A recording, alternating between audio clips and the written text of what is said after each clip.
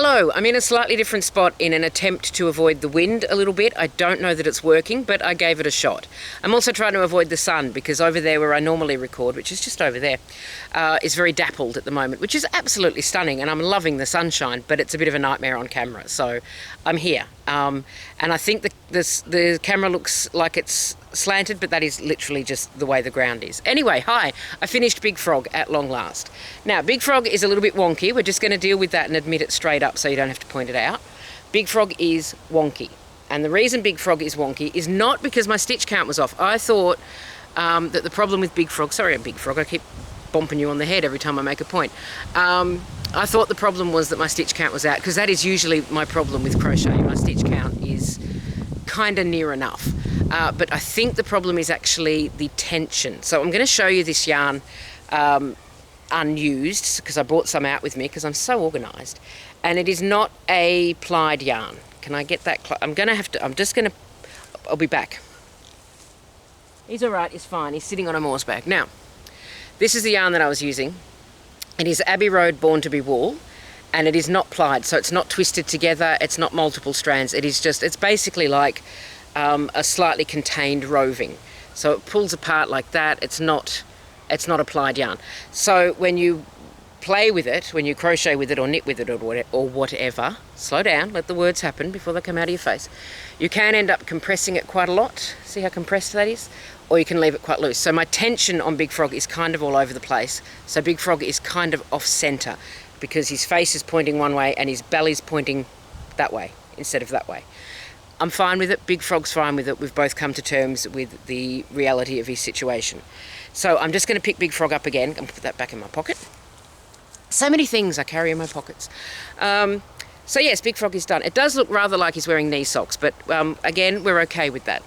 And you can see there that the arms are a little bit off center. This one should be slightly forward, and they also should be slightly lower, but we're not worried about it. We're not worried about it because Big Frog is finished.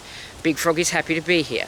The reason I didn't redo the arms, there's two reasons why I didn't redo the arms when I realised I'd put them in the wrong spots, is because, for one reason, the armature on these frogs is one long piece of wire. So if I straighten out Big Frog's leg here, there's a piece of wire starting at the foot, goes right up through the body and out the arm, and then is secured at the hand. So it's secured at the foot, secured at the hand, and then runs through the whole body. This side took me half an hour to get it through. This side was fine. This side I did it in like 2 goes. This side, half an hour. I kept bringing it out up here. I kept bringing it up down here. So once I got it through and realised it wasn't in quite the right spot, it was like 11:30 at night, and I just thought, you know what? Big Frog's going to be a unique creation of his very own. The other reason I didn't redo the arms is, again, because of the kind of yarn that it is. So when you have things like limbs on a crochet doll, crochet toy, crochet frog, whatever you're making, you often leave a long thread or a long end to your yarn so that you can sew it on in place without cutting into new yarn, so it's nice and secure. This yarn, not great for doing that, and I'm going to see if I can get it to do it. There is a dog hair on it because, of course there is. So because this yarn isn't, I'm just going to pop you back down again. You're okay. Because this yarn isn't plied, it's not going to do it now because you're looking at it. But under tension, when you're pulling it through for sewing on, it won't do it, but it does break. It does kind of fall apart. I promise it does. With the friction and everything, so it does fall apart. I did it in there before I came out to record and went, oh yeah, that'll be great. No, okay, you're going to behave, so you can go back in my pocket. So I'm going to show you my other Big Frog, because I've got 4 frogs now, and that is it for frogs. So we've got Big Frog number 2, we've got Big Frog number 1, it's down here. Come on, Big Frog number 1. Here's the first of his name. They are currently called Big Frog and Little Frog. So here are my Big Frogs, and they are about the same size. This one's slightly larger, but again, that's probably tension situation. Same size hook, just different tension. So there's the Big Frogs, and I'm very pleased with my Big Frogs, but I also have with me the little tiny frogs. Let me just see if I can wrangle 4 frogs all at once.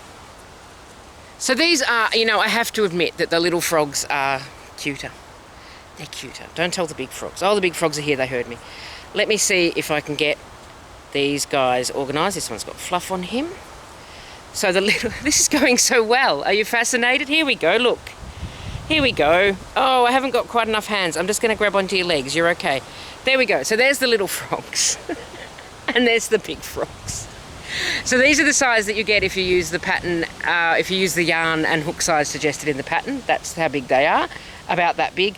And then if you just do your own thing, you get about that big. And this is it for frogs. I'm not going to make any more frogs. Although, I was walking through one of those cheap shops the other day and they had super bulky yarn, which is about 3 times as bulky as this. And I did look at it for a while and then I thought, no more frogs for a while. You have 4 frogs. That is sufficient frogs. So this is it for the frogs. So I'm just going to pop these back, but I will show you these little ones again because they're so cute. The patterns also come with clothing, so maybe, probably not at the moment, I've got a lot on, but at some point I might dress my frogs. Now, if you'll excuse me, I'm just going to put all of these frogs back in their bag, and then I'm going to talk to you about Moore's bags. Moore's bags. Hi. Hello, Moore's bags. So last week I was saying that my labels hadn't arrived yet, and they have arrived. They arrived yesterday.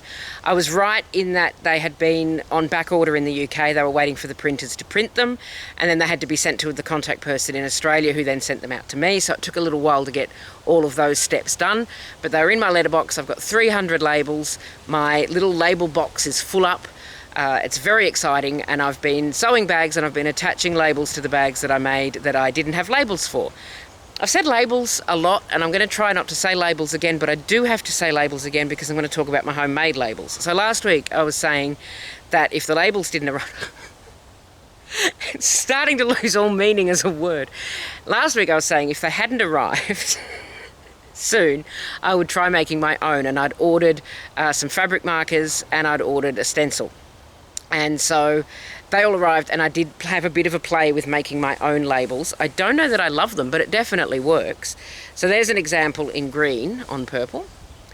And that one seemed kind of huge to me, so I tried slightly smaller with slightly less seam allowance, which looks like that. They do feel very big and shouty and not very kind of slick.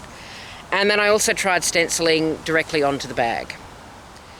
And it works, but it's kind of more time than I want to spend doing it when I could spend that time sewing bags. So I will try and be a little bit more proactive on ordering labels when I'm getting low, rather than when I look in my box and go, oh, I've got 4 left.